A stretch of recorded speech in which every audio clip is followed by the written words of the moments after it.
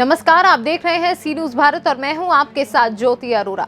बरेली के बहेड़ी में सपा नेता नसीम अहमद बिना रुके बिना थके बाढ़ से प्रभावित बहेड़ी विधानसभा क्षेत्र के गांव में लगातार ताबड़तोड़ दौरे कर रहे हैं। नसीम अहमद ने बहेड़ी के परेवा विराट गांव और गौटिया का दौरा कर ग्रामीणों की दर्द को जाना।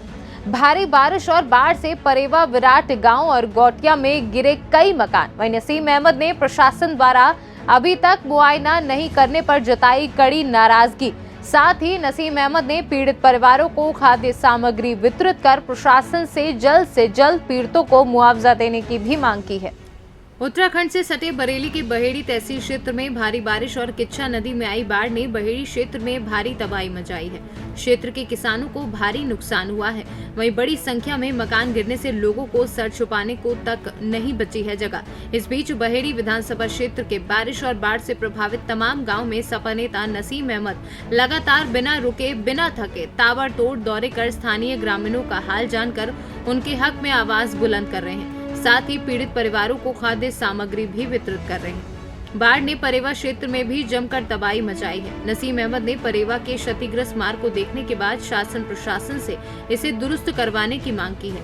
गौरतलब है कि नसीम अहमद को तमाम ग्रामीणों ने अपनी बर्बाद हुई फसलों को दिखाया है। साथ ही बरसात की वजह से गिरे एक मकान को नसीम अहमद ने देखा। साथ ही परेवा और गौटियों में खाद्य सामग्री वितरित की और प्रशासन से सबका मुआयना करवाकर जल्द मुआवजा देने की मांग की है। उधर स्थानीय बीजेपी विधायक और राजस्व राज्य मंत्री एवं प्रशासन द्वारा इन भीषण हालातों में पीड़ितों की सुध नहीं लेने पर ग्रामीणों ने भारी नाराजगी का इजहार भी किया है।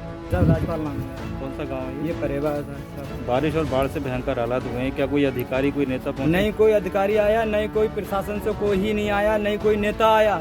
हमारे नसीम भाई ने आके आज देखा कि गांव की क्या हालत हुई पर ये कि कम से कम 50 घर खसे हुए हैं तो कम है, और 50 पीड़ित आदमी कहीं मदरसे में ठहरा है, कोई स्कूल में ठहरा है, कोई कहीं पड़ा है, कोई किसी को दूसरे का घर का सहारा ले रहा है। किसी भी बीजेपी वाले जो आते हैं साले ये गुमराह करके हमसे वोट लेके चले जाते हैं, जाने के बाद में आके नहीं पलट के नहीं देखती हैं। आज हमसे पूछो, हमारी सारी फसल भी नष्ट हो गई, जो भी कुछ था सारा चीज चलेगी। किसी बीजेपी वाले किसी नेता ने आके नहीं पूछा हमसे। कहने के लिए छत्रपाल विधायक भी हैं, सारी बात वोट के नाम पे आते हैं, हिंदू मुस्लिम करके चले जाते हैं, हिंदू धर्म के नाम पे वोट मांगते हैं और बाकी बाद में छुट्टी लात मारी कर दिया जाओ।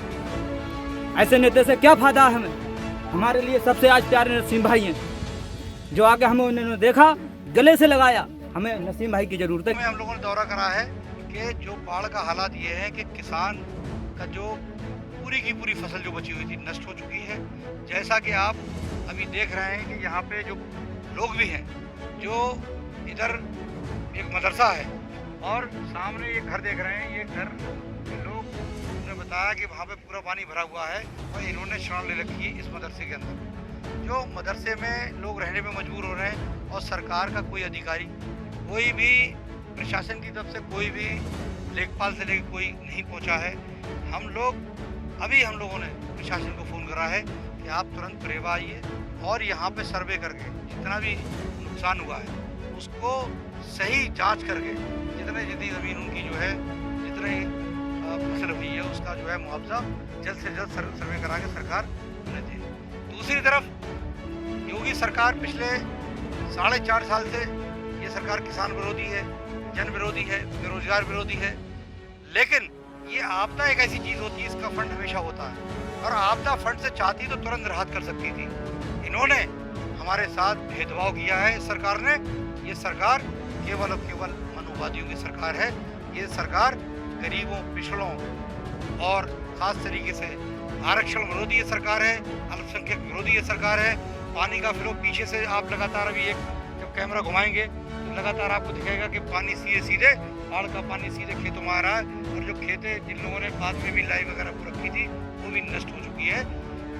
इसलिए सरकार से फिर हम लोग ये चेतावनी दे रहे हैं कि ये जो नुकसान हुआ है, और इस गांव के अंदर सबसे ज़्यादा तो जो मकान गिरे हैं परेवा के अंदर, आपने देखा होगा कि ऐसे मकान हैं जो उन्हें अभी आज रात सोने के लिए उन्हें बननी चाहिए इमीडिएट, वो उनका पूरा मकान ध्वस्त हो चुका है।